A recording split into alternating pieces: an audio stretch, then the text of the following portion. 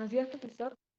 Hoy día con mis compañeros Xiomara Ito, Isaac Pérez y Álvaro, y mi persona, vamos a exponer respecto al primer caso de lectura, Adam Smith y la mano invisible. Este paper nos relata cómo Adam Smith establece filosóficamente y bueno, más allá del concepto económico que siempre hemos visto explicado en clase y otras fuentes, y lo vemos más allá con un contexto filosófico.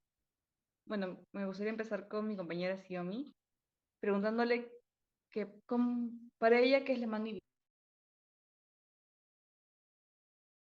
Sí, gracias, Catalina.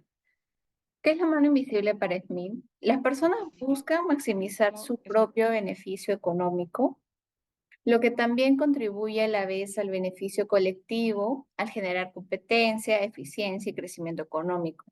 Y si deja de funcionar el mercado, y si el mercado funciona sin interferencias, este tiene una autorregulación y bueno, se puede ajustar de manera eficiente. Y em, ¿por qué la benevolencia lleva a una sociedad feliz y próspera? La benevolencia lleva a una sociedad feliz y próspera a todos los miembros de la sociedad que necesitan la asistencia de los demás y están expuestos a ser recíprocos. La benevolencia es fundamental para preservar la sociedad y el bienestar común, lo que se convierte en un pilar esencial para la supervivencia y el desarrollo de la sociedad. Smith también menciona que la sociedad puede mantenerse unida por un utilitarismo mercenario, siempre que exista una evaluación consensuada por las partes.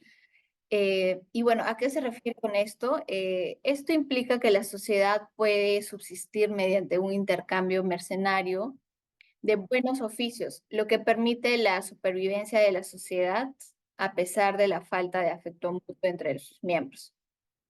Y bueno, por otro lado, ¿por qué para Smith es tan importante la justicia? La justicia es importante porque radica en su papel fundamental en la preservación de la sociedad y el bienestar común, así como su conexión con el sentido de la justicia inherente al ser humano. Por otro lado, el espectador imparcial es el principio racional que controla los impulsos egoístas de los individuos. Es la razón que adquiere a las personas cuando están a punto de actuar de manera que afecte la felicidad de otros, recordándoles que no son más que uno de toda la sociedad y que cuando se prefieren a sí mismos antes que a otros, se convierten en objetivos adecuados del resentimiento y el aborrecimiento. Para Smith, el espectador imparcial es quien indica la deformidad de la injusticia, así como la propiedad de renunciar a los mayores intereses propios, a costa de los intereses aún más relevantes de los demás. Isaac, las ideas de Mendeleev son similares a las de Adam Smith. ¿Y tú crees que se ha malinterpretado a Adam Smith? Gracias, compañero. Yo creo que sí, hay una incompatibilidad entre las ideas de Mandeville y las ideas de Adam Smith, porque en primer lugar las ideas de Mandeville recalcan su conclusión, digamos, más relevante que tiene, es que los vicios privados conllevan a beneficios sociales. Sin embargo, Adam Smith no, bueno, se ha malinterpretado porque similarmente se piensa que también los vicios privados conllevan a beneficios sociales que comparten el sin embargo, Adam Smith, en todas, digamos, las preposiciones que él tiene, siempre prevalece la idea de Dios. Y ante la existencia de Dios, piensa que hay solo dos actuales, ¿no? O dos maneras de actuar. Una de ellas es la prudencia que uno puede tener, y la otra es, en este caso de prudencia se habla de la obediencia de Dios, y porque existe un cielo y un infierno, entonces, digamos, las acciones siempre van a estar determinadas y van a tener un resultado que va a conllevar a digamos, dos situaciones o dos lugares o dos ideas. Y por otro lado, es el hecho de que cada acción se relaciona a un sentimiento. y con la humildad. Por otro lado, también Adam Smith, además de pensar que sí, bueno, la existencia de Dios y demás, cree que el hombre tiene una característica, digamos, de divinidad dentro de él. Y eso le hace a su actuar no sea, digamos, 100%, digamos, de acuerdo a lo que dice. Él no piensa eso, ¿no? En cambio, Mendeville piensa que solamente el actuar es de acuerdo a los vicios. Entonces, Adam Smith cree que si la naturaleza del ser humano solo se llevara por sí misma el actuar, y esto se relacionaría, digamos, determinaría, mejor dicho, la manera de actuar, los vicios siempre van a ser relacionados, a, digamos, no, nunca van a llevarte a decir que los vicios son para benevolencia y otras virtudes. Bueno. Eh, Ahora me gustaría preguntarle a mi compañero Álvaro, ¿cuáles son los supuestos de Amanda Smith, visible de Amanda Smith, y cuál es la relevancia de esto? Gracias, César. La autora identifica tres supuestos. Uno de ellos es implícito.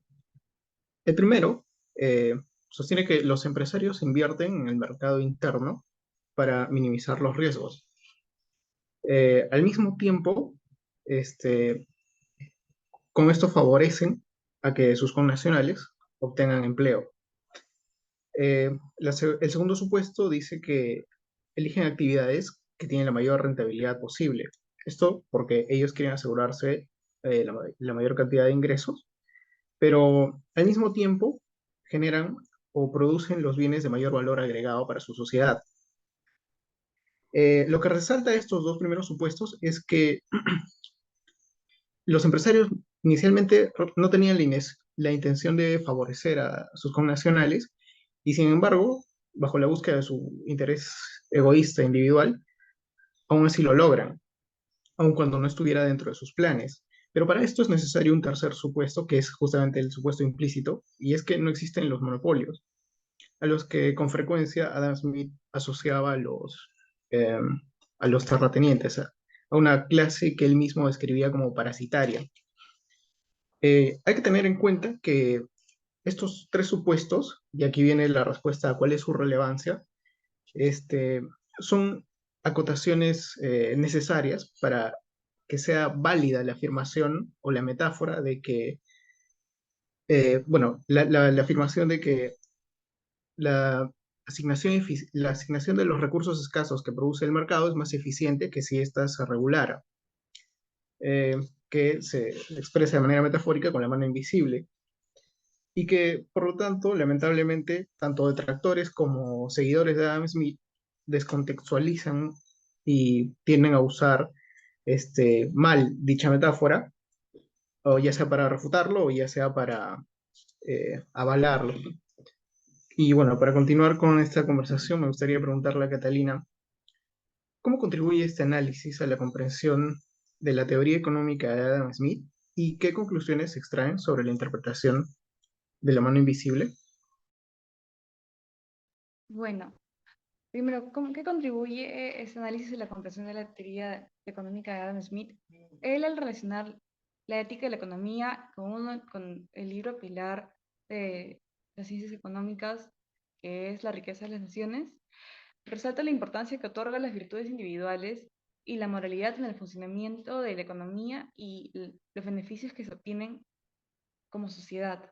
Esta conexión entre la economía y la ética revela que Smith no veía a los agentes económicos como buscadores de satisfacción o interés propio, sino como seres que son capaces de actuar en beneficio de la sociedad, ya que él comprendía que si bien actuando, buscando su beneficio, también podríamos encontrar el beneficio general. No sé si se acuerdan de lo que siempre decía, no es con la mano, no es por la mano del carnicero ni el cervecero, bueno, que explica el autor.